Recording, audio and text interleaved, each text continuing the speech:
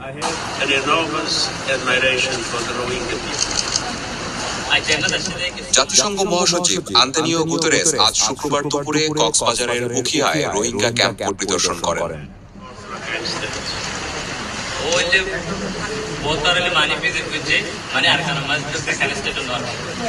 And I saw the Rohingya people being discriminated and persecuted.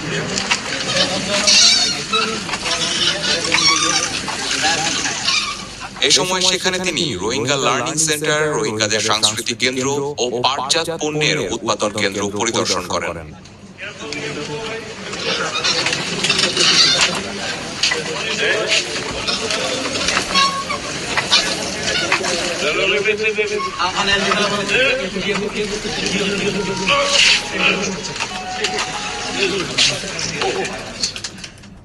This is my yearly Ramadan visit.